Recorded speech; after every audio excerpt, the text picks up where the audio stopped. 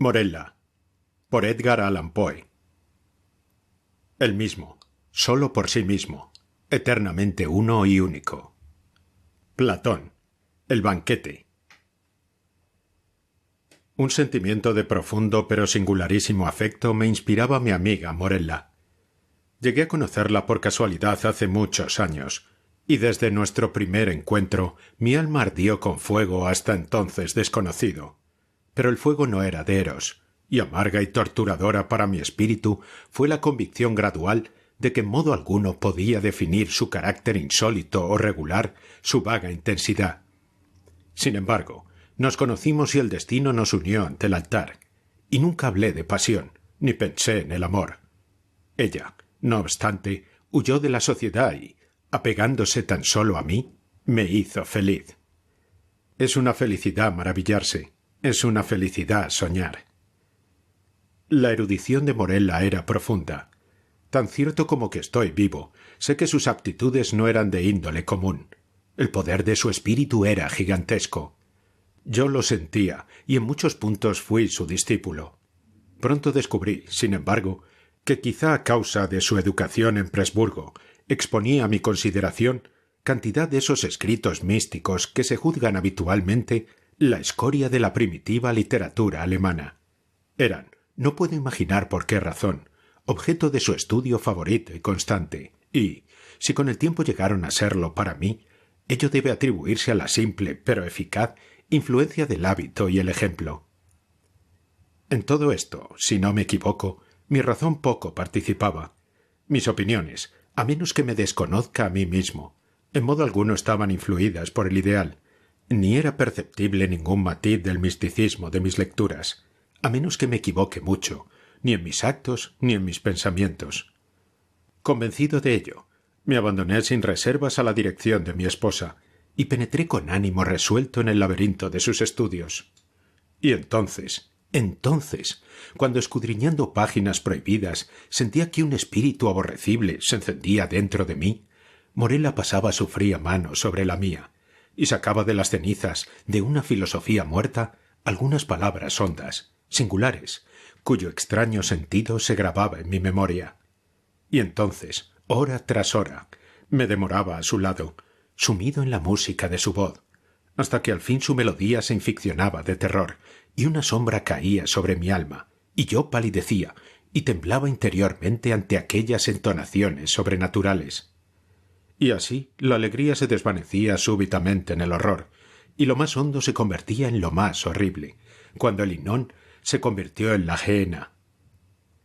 Es innecesario explicar el carácter exacto de aquellas disposiciones que, surgidas de los volúmenes que he mencionado, constituyeron durante tanto tiempo casi el único tema de conversación entre Morella y yo. Los entendidos en lo que puede designarse moral teológica lo comprenderán rápidamente, y los profanos, en todo caso, poco entenderán. El impetuoso panteísmo de Fichte, la poligénesis modificada de los pitagóricos y, sobre todo, las doctrinas de la identidad preconizadas por Schelling eran generalmente los puntos de discusión más llenos de belleza para la imaginativa Morella. Esta identidad denominada personal creo que ha sido definida exactamente por Locke, como la permanencia del ser racional. Y puesto que por persona entendemos una esencia inteligente dotada de razón, y el pensar siempre va acompañado por una conciencia, ella es la que nos hace ser eso que llamamos nosotros mismos, distinguiéndonos, en consecuencia, de los otros seres que piensan y confiriéndonos nuestra identidad personal.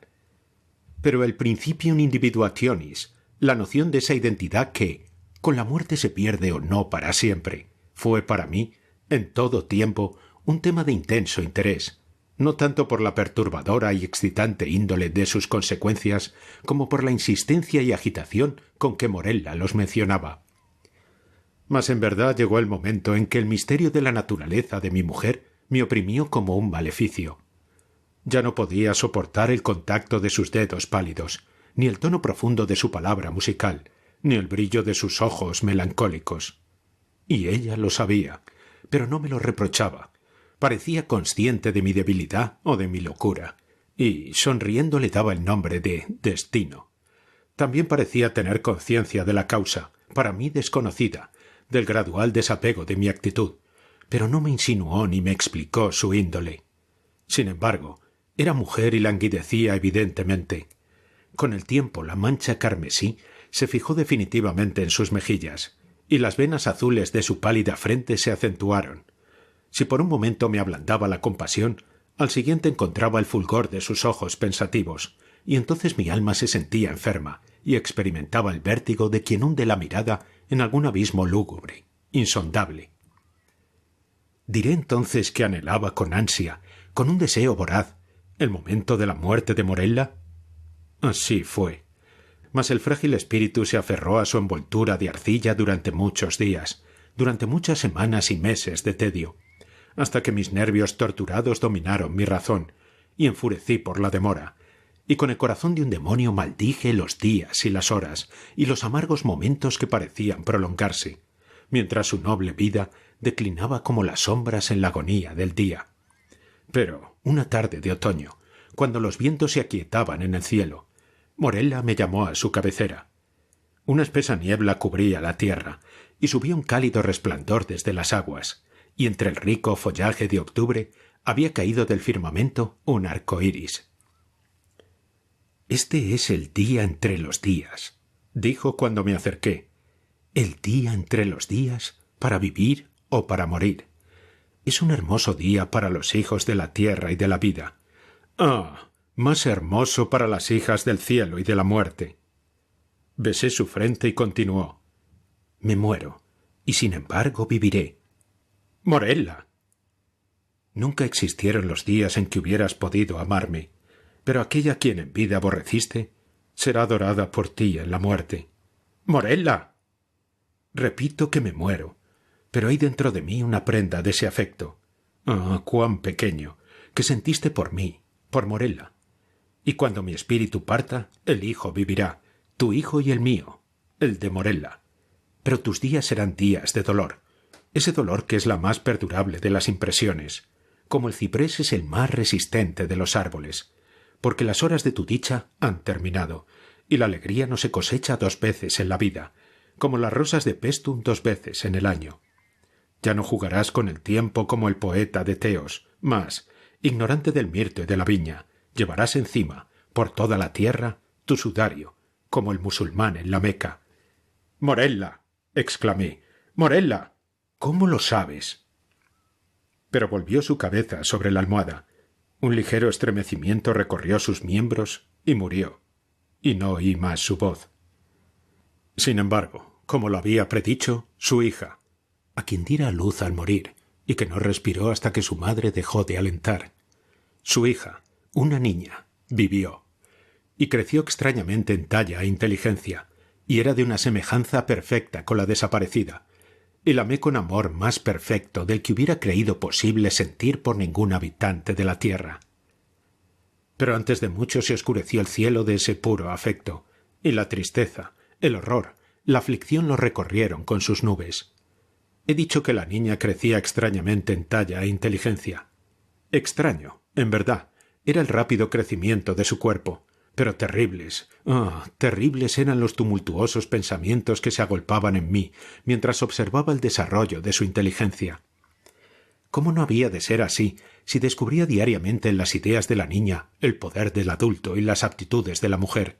Si las lecciones de la experiencia caían en los labios de la infancia, si yo encontraba a cada instante la sabiduría o las pasiones de la madurez centelleando en sus ojos profundos y pensativos.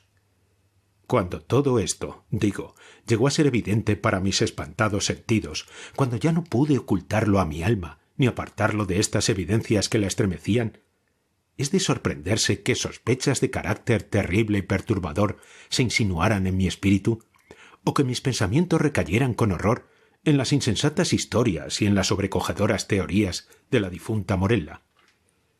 Arrebaté a la curiosidad del mundo un ser cuyo destino me obligaba a adorarlo, y en la rigurosa soledad de mi hogar vigilé con mortal ansiedad todo lo concerniente a la criatura amada.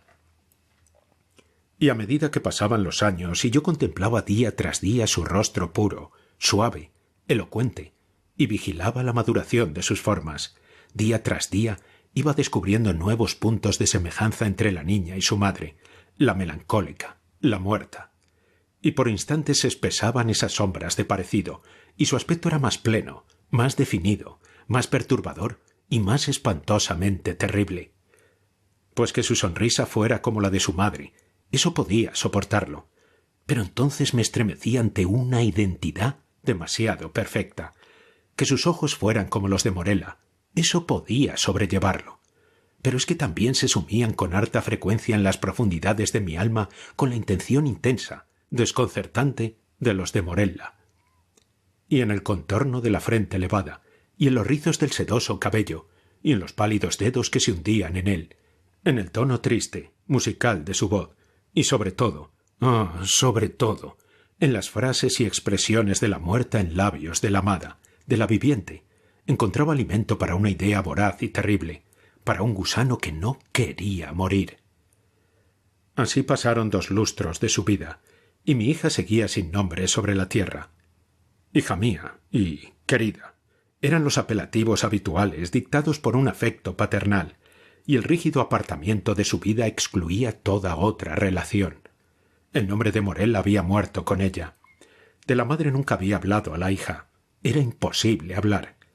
A decir verdad, durante el breve periodo de su existencia, esta última no había recibido impresiones del mundo exterior, salvo las que podían brindarle los estrechos límites de su retiro. Pero, al fin, la ceremonia del bautismo se presentó a mi espíritu, en su estado de nerviosidad e inquietud, como una afortunada liberación del terror de mi destino, y, ante la pila bautismal, vacilé al elegir el nombre, y muchos epítetos de la sabiduría y la belleza, de viejos y modernos tiempos, de mi tierra y de tierras extrañas, acudieron a mis labios, y muchos, muchos epítetos de la gracia, la dicha, la bondad. ¿Qué me impulsó entonces a agitar el recuerdo de la muerta? ¿Qué demonio me incitó a musitar aquel sonido, cuyo simple recuerdo solía hacer afluir torrentes de sangre purpúrea de las sienes al corazón? ¿Qué espíritu maligno habló desde lo más recóndito de mi alma cuando, en aquella bóveda oscura, en el silencio de la noche, susurré al oído del santo varón el nombre de Morella? ¿Quién sino un espíritu maligno convulsionó las facciones de mi hija y las cubrió con el matiz de la muerte cuando, sobresaltada por esa palabra apenas perceptible, volvió sus ojos límpidos del suelo al firmamento y, cayendo de rodillas en las losas negras de nuestra cripta familiar, respondió: «Aquí estoy». Precisas, fríamente, tranquilamente precisas, cayeron estas simples palabras en mi oído y de allí, como plomo derretido, rodaron silbando a mi cerebro. Los años pueden pasar, pero el recuerdo de aquel momento, nunca. No ignoraba yo las flores y la viña, pero el acónito y el ciprés me cubrieron con su sombra noche y día, y perdí toda noción de tiempo y espacio, y las estrellas de mi sino se apagaron en el cielo, y desde entonces la tierra se entenebreció, y sus figuras pasaron a mi lado como sombras fugitivas, y entre ellas sólo veía una, Morella. Los vientos musitaban una sola palabra en mis oídos, y las ondas del mar murmuraban incesantes: «Morella». Pero ella murió, y con mis propias manos la llevé a la tumba, y lancé una larga y amarga carcajada al no hallar puertas de la primera Morella en el sepulcro donde deposité a la segunda.